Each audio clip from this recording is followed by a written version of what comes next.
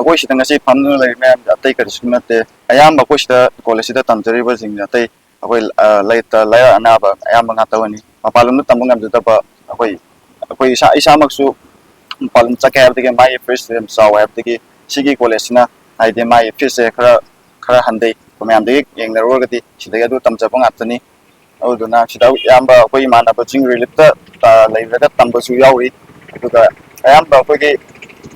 ꯑꯩꯅ ꯑꯇꯩ ꯀꯔꯤꯁꯨ ꯍꯥꯏꯅꯤꯡꯉꯥꯏ ꯂꯩꯖꯗꯦ ꯑꯩꯈꯣꯏ ꯁꯤꯒꯤ ꯂꯥꯟꯁꯤꯅ ꯑꯃꯗꯤ ꯁꯤ ꯃꯔꯝ ꯑꯣꯏꯔꯒ ꯑꯩꯈꯣꯏꯒꯤ ꯏꯗꯨꯀꯦꯁꯟꯗ ꯑꯩꯈꯣꯏ ꯇꯝꯕꯁꯤꯗ ꯕꯦꯛ ꯇꯧꯍꯟꯕꯤꯒꯅꯨ ꯍꯥꯏꯅ ꯁꯤ ꯊꯝꯖꯔꯛꯁꯤ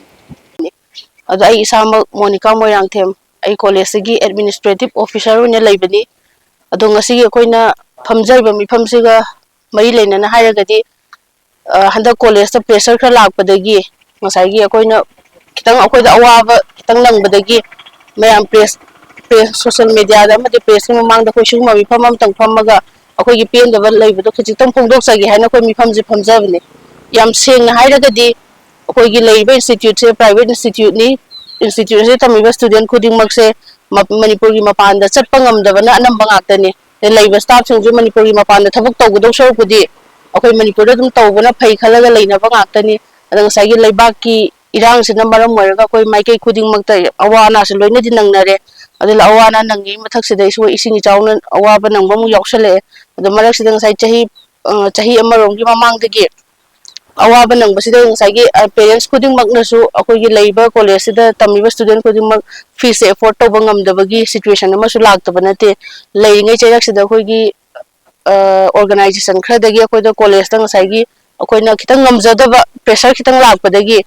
अखोइना सिगुंबसे तौबी ngसाइगी माइकै खुदिंगमक्तगी ngसाइगी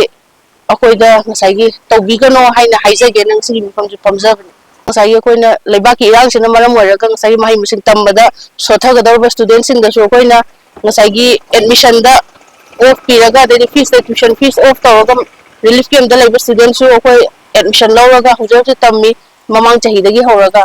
सिंगदा फ्री एजुकेशन जोन अमा पीननबा ngसाइगी मखोइगी माहि मसिंग तंबदा स्टाफ सिंगदा पैनिक ओइरगदी स्टाफ सिंगदा ngसाइगी लैबा टीचिंग स्टाफ सिंगदा खोइरांग खोइसाउनबा लैरगदी ngसाइगी स्टूडेंट सिंगदा लाइक माहि मसिंग फजना ताकपा ngमोइद्रा हाइबगी अखोइदे मिपाइबा अमा पोगलकपा अदुना लैबा स्टाफ सिंगदे पैनिक ओइदनबा अखोइगी फ्री एजुकेशन जोन सिदैसिदा अतोपा सेक्टर गा मरि लैनबदी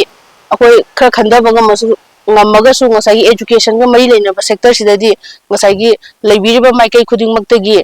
नोलुकना हाइजरी मदुदि ngसाइगी अखोइदा अवाब ओइगदौबा प्रेशर म्याम अमा पिबिगनोना हाइजरी